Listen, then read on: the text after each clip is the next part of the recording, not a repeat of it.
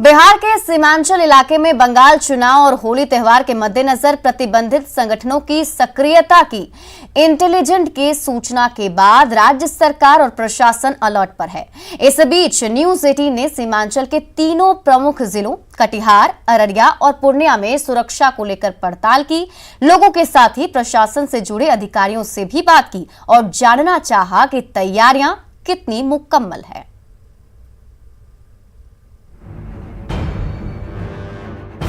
बिहार का सीमांचल जो पश्चिम बंगाल से बिल्कुल सटा हुआ इलाका है, यहां देश विरोधी तत्वों की सक्रियता की सूचना इंटेलिजेंस विभाग की ओर से जैसे ही जारी की गई, सरकार के साथ ही प्रशासन सख्ते में आ गया। कटिहार जिले से प्रदेश के उप मुख्यमंत्री तारकिशोर प्रसाद आते हैं। वे यहां के स्थानीय विधायक भी हैं, लिहाजा सुरक्षा को लेकर पूरी एहतियात बरतने का दावा कर रहे हैं।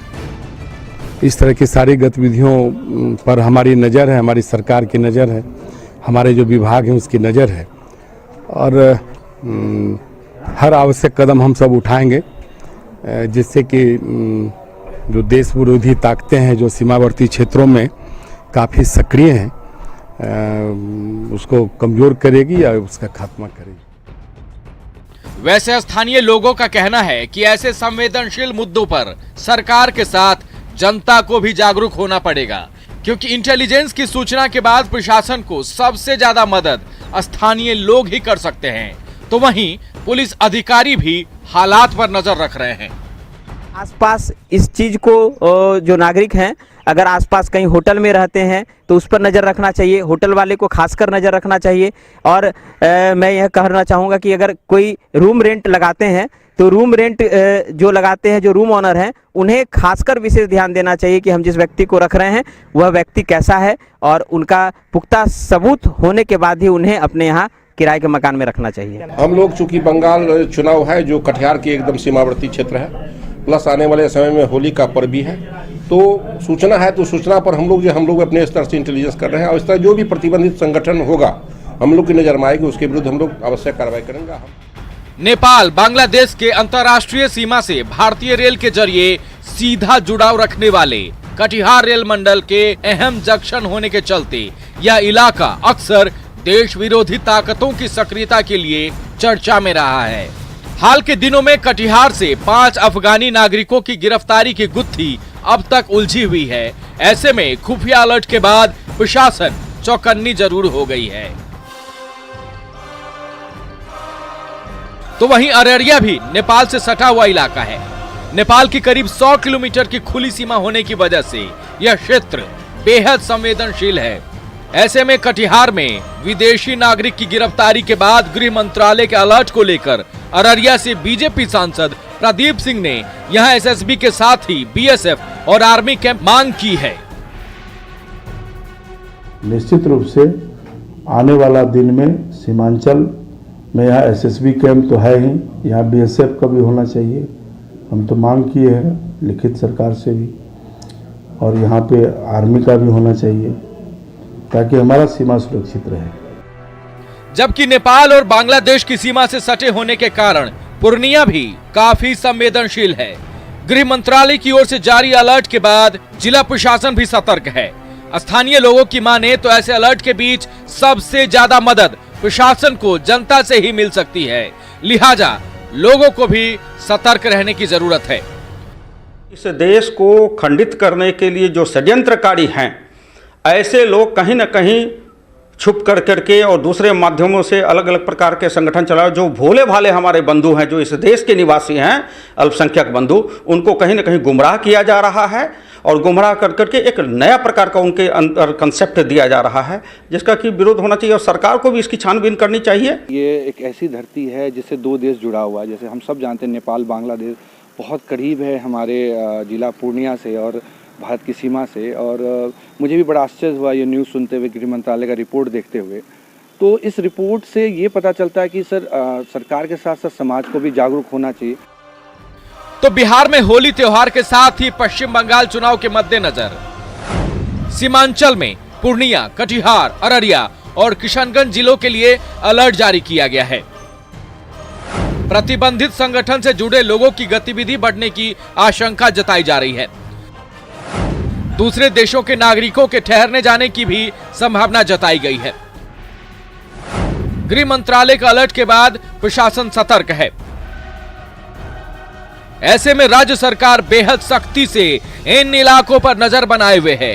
जाहिर तौर पर एसएसबी के जवानों को सतर्क करने के साथ ही पुलिस बलों को गश्ती बढ़ाने के निर्देश दिए गए हैं ताकि किसी भी तरह की देश विरोधी ताकतों से सख्ती से निपटा जा सके।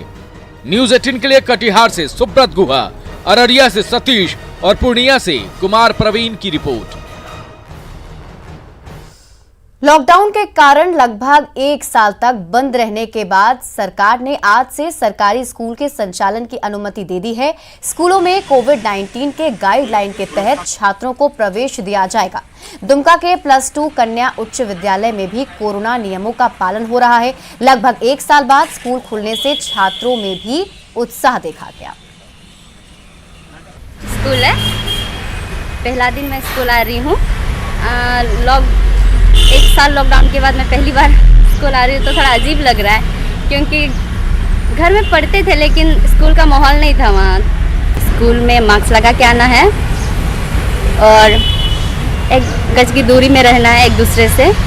जहाँ तक बच्चों विद्यालय प्रवेश के साथ ही बच्चों को हैंड वॉश, सैनिटाइज़र वगैरह करवाना है और मैं आशा करती हूँ कि जो भी कोविड-19 के नियम हैं उनका मैं पालन करूँ। विद्यालय बंद रहा और विद्यालय में वीरानी छाई रही।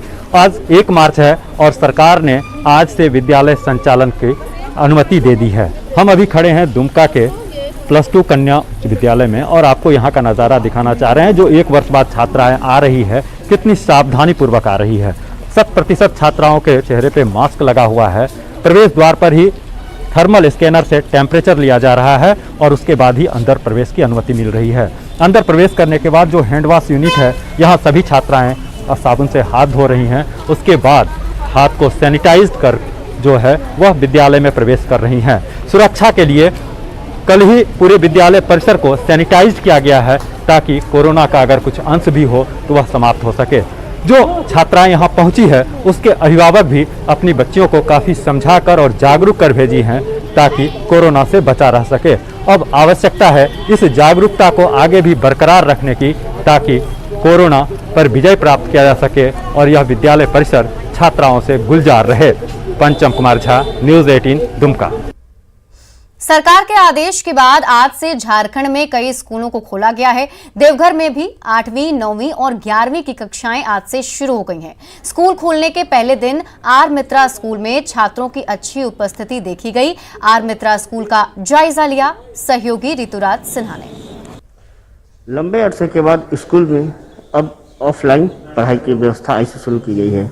आप देख सकते हैं कि यहाँ पर आज से जो क्लास स्टार्ट हुआ है उसमें बच्चे आ रहे हैं और अपना पढ़ाई कर रहे हैं और सारे के जो निगरानी है खुद स्कूल के जो गाइडलाइन के अनुसार जितने भी स्कूल हैं, सरकारी स्कूल हैं, 8वीं, 9वीं, 11वीं के जो भी कक्षाएं संचालित होगी उसका सारा अनुपालन कर मतलब कि SOPs का अनुपालन करना वहाँ के प्रधानाचार्य या प्रिंसिपल हमारे साथ प्रिंसिपल हैं यहाँ पर, उनसे पूछते हैं कि किस प्रकार से आप यहाँ पे SOPs का पालन कर रहे हैं। ये बताइए कितने दिनों के बाद ये बच्चे सब आए हैं और किस प्रकार से यहाँ पे व्यवस्था है? 2000 फरवरी के बाद जो लॉक था उसके बाद बच्चे 9th और 11 के बच्चे आज 1 मार्च में पहुँचे हैं। हम लोग स्टैंडर्ड ऑपरेटिंग प्रोसीजर जो है सरकार का उसका पालन करते हुए बच्चों को सबसे पहले मैसेज के माध्यम से कंसेंट लेटर भेज दिया गया था।